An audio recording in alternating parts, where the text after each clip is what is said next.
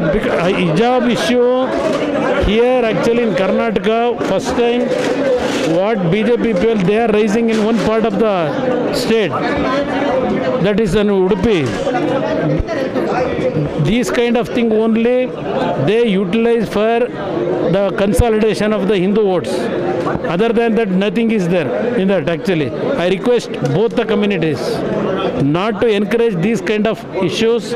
Please, whatever problem you are facing or poor family, even in every community, for that we have to work it out and we have to fight it for that to solve those issues. JDS silent on Nargun murder issue? No, we are not silent. We are not silent. Our local people, our leaders will fight it out. Let us see next week one correct picture will come.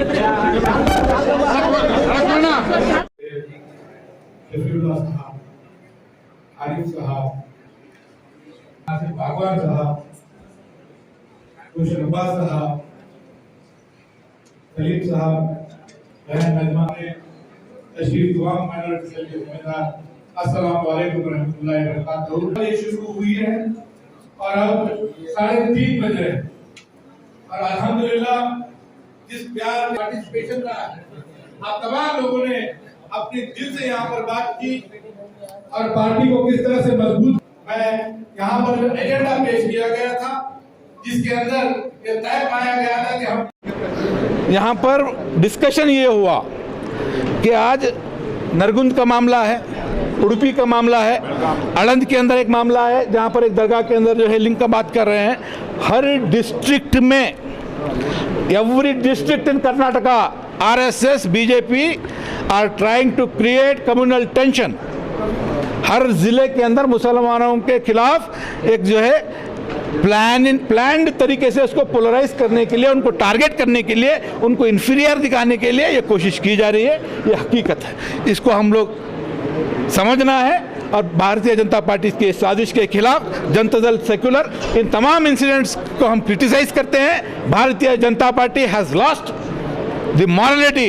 वो development के नाम पर पे आवाम के बीच में नहीं आ रहे, वो कम्युनल पोलराइजेशन की पॉलिटिक्स के ऊपर ज़्यादा यकीन रख रहे हैं। हमारे सामने एक बड़ा चैलेंज हमारे सामने BBMP इलेक्शन का और जिला पंचायत तालुका पंचायत का इलेक्शन का है। मुझे उम्मीद है कि हमारी अवाम और उलमाए कराम का ये मैसेज हमारे आगे आने वाले BBMP इलेक्शन के अंदर जनता दल सेक्युलर को जो है ताकत देने का काम करेगा। ಎಲ್ಲಾ ರೀತಿಯ ಸಹಕಾರವನ್ನು ಕೊಡಲಿಕ್ಕೆ ತಯಾರಾಗಿದೆ। ನೀವು ಸಂಘಟನೆಯನ್ನು ಮಾಡುವುದಕ್ಕೆ ಹೆಚ್ಚಿನ ಅವಕಾಶಗಳು ದೊರಕಬೇಕಾಗಿರ್ತಕ್ಕಂಥದ್ದೇನಿದೆ।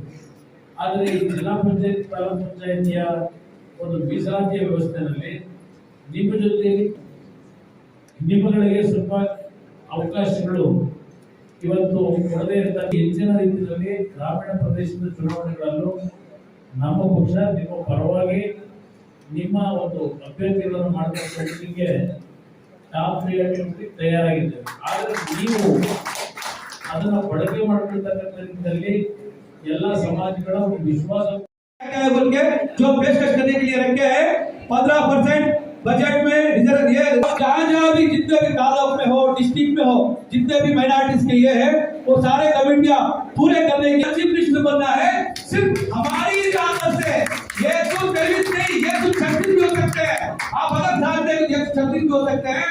जय हिंद, जय जेडीएस, जय गुबरना। राज्य प्रवास ಮೈನಾರಿಟಿ ಮುಖಂಡರಿಂದ ರಾಜ್ಯ ಪ್ರವಾಸ ಸದಸ್ಯತ್ವ ನೋಂದಣಿ ಅಭಿಯಾನ ಅಂದ್ರೆ ಪ್ರತಿಯೊಬ್ಬ ಆಕ್ಟಿವ್ ಮೆಂಬರ್ 25 ಬಹಳ ವ್ಯವಸ್ಥಿತವಾಗಿ ಅದನ್ನ ಮಾಡಬೇಕಾಗಿದೆ। ಅದನ್ನ ನಮ್ಮ ರಾಜ್ಯದ ಮೈನಾರಿಟಿ ಅಧ್ಯಕ್ಷರಾದ ನಾಸಿರ್ ಹುಸೇನ್ ಉಸ್ತಾದ್ ಅವರು ಯಾವ ರೀತಿ ನಮ್ಮ ಮೈನಾರಿಟಿಯ ಪೂರ್ತಿ ಭಾಗತ್ವ ಬರಬೇಕು, ಸಹಭಾಗತ್ವ ಇರಬೇಕು, ಮತ್ತೆ ಅದರಲ್ಲಿ ಮೈನಾರಿಟಿ ಕ್ಯಾಂಡಿಡೇಟ್ಸ್ ಎಷ್ಟಿರಬೇಕು ಗಮನ ಕೊಡಬೇಕಾದಂತಹ ವಿಷಯ।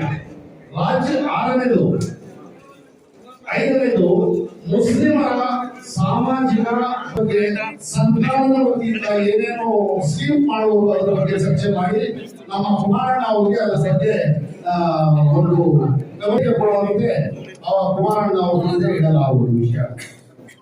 2023ರ ವಿಧಾನಸಭಾ ಚುನಾವಣೆಯ ಸಂದರ್ಭದಲ್ಲಿ ಬಜೆಟ್ ಏನು ಬರುತ್ತೆ ಅದರಲ್ಲಿ ಎಷ್ಟು ಪರ್ಸೆಂಟ್ ಮುಸಲ್ಮಾನರಿದ್ದಾರೆ, ಅಷ್ಟು ಪರ್ಸೆಂಟ್ ಆದ್ರೂ ಕಡಿಮೆ ಅಂದ್ರೆ ಬಜೆಟ್ ಅಲ್ಲಿ ಎಂಟನೇದು ಪಕ್ಷದ ಕಾರ್ಯಕ್ರಮಗಳು ಮಿಷನ್ 1 2 3 ಸರ್ ಪಕ್ಷದ ಅಲ್ಪಸಂಖ್ಯಾತರ ಸಹಭಾಗತ್ವ